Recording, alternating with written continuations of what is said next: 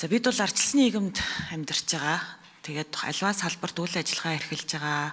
Эсвэл ер нь хүн болгон л өөрийнхөө ашиг сонирхол эрх ашгийг хамгаалахын тулд ямар нэгэн байдлаар эвлэлтэн нэгдээд тэр эрх ашгаа хамгаалах нь бол нээлттэй ийм улс оронд амьдарч байгаа гэж ойлгоод байна. Тэгэхээр тэр утгаараа Монголын үндэсний худалдан аж үйлдвэрийн танхим бол одоо 95 онд энэ анхных нь хууль нь тухайн үеийн ардчилсан үндсэн хууль нийцүүлж батлагдаад тэгээд түүнээс хойш одоо өнөөдрийн байдлаар ийм 6768 татвар төлөгч аж ахуй нэгжүүдийг нэгтгээд ингээд явж байгаа ийм байгууллагын хувь зайны асуудлыг бид нар ярьж байгаа. Улсын хурал дээр хилцэгдэж байгаа дийлэнх хуулиуд, за дээрэс нь ялангуяа манай эдийн засгийн байнгын хороогоор орж байгаа дийлэнх хуулиуд бол одоо танхим дээр очиж хилцэгддэг. Тэндээс одоо санал дүгнэлтүүдийг нь авдаг, аж ахуй нэгжийн дуу хоолой танхимаас гардаг гэсэн ийм ойлголттой явдаг. Тэгэхээр тэр утгаараа энэ танхимын эрх зүйн байдал ер нь цаашдын хувь заяа бол одоо маш чухал. Тэгээ би бол юунд санаа зовоод байна вэ гэхлээр нөгөө нуухыг авах гэж байгаа нүдийн сохлоо гихчээр энэ 6768 одоо байгаа тэр аж ахуй нэгжүүдийнхээ эрх ашгийг бүр өсөр хаяад гэдэг юм уу те өнгөрсөн хугацаанд бий болгосон тэр байгууллагын соёл тэр институтийнхаа хэв шинжийг бүр алдуулчих вэ гэсэн тийм санаа зовнил бол яхахгүй байна.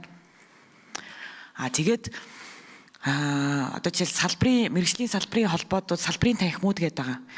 Тэр салбарын танхимууд гэдэг зүйлүүд бий болчингууд бусад одоо жишээлх юм бол нөгөө байдлаар зохион байгуулагдчихсэн тэр салбар болгондоо өөрсдийнхөө салбарын онцлогт тааруулаад эвлэлтэн нэгдээд бий болгож исэн тэр байгууллагуудыг бүр хүчээр энэ танхим гэдэг юм руу түлхээд тий гих мэдчлэн юм санаа зовнилууд бол байна. Тэн дээр бол би өнөөдөр тийм үндэслэлтэй хариултуудыг аль аль талаас нь сонссонгүй. За тэр үтгий л одоо энэ одоо байгаа танхимын удирдлага тэр одоо 6768 компаниас юу бодож байгаа тал дээр үндэслэлтэй яг тийм аргумент огт сонссонгүй. Тэгэхээр маш ийм одоо болгоомжтой хандах ёстой асуудал гэж бодож байна. Ер нь бол ингээд нэг юм хуулийг нь засаад гоё болчдөг зүйлч гэж ер нь бол өнгөрсөн хугацаанд байсангүй шүү дээ. Бид нар ерөөсөө байгаа юмгаа уламд ордуулаад байгаа л зүр зураг ажиглагтаад байна. Тэгэхээр бол ийм маш болгоомжтой хандах ёстой гэж харж байгаа. Тэгэхээр би бол хувьдаа бол энэ хуулийг дэмжих тийм үндслэл бүхий үндслэл бол ерөөсөө олж харсангүй. Тэгээд бараг л одоо тэр байгаа хууч 95 оны хууль чинь маш ойлгомжтой тодорхой илүү дутуу зүйл заалт байхгүй ийм хууль харагдаж штэ.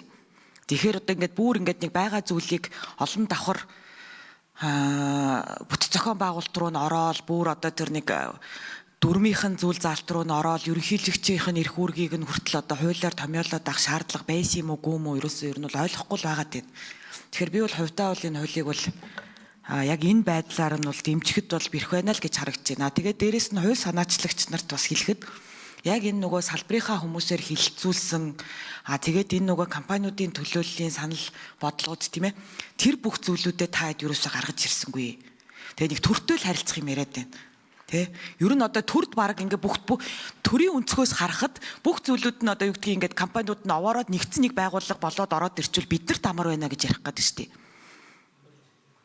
Гэтэл бидний одоо хүсэж байгаа зүйл чинь тийс хөндлөн шүү дээ тийм биз дээ. Тэр компаниуд чинь өөрсдийнхөө олон янз байдлаараа тэр одоо ингээд эвлэлтэн нэгдээд өөрсдийнхөө ярих ашгийг тухай бүртээ ингээд төлөөлөд явах хэрэгтэй шүү дээ. Түүнээс биш ган үе гишүүний яриад байгаа шиг ингээд түр харьцах гээд ангууд 30 байгууллага нэгэн зэрэг гарч ирээд байна. Нэг л болчмоор байна гэсэн зүйл чинь бол одоо мэдгүй тэр арчлынхаа одоо үндсүүлийнхаа өнцгөөс бол надад бол би бүр ойлгомжгүй санагдчих. Тэгэхээр бол би бол хувьдаа бол энэ хуулийг бол дэмжихгүй л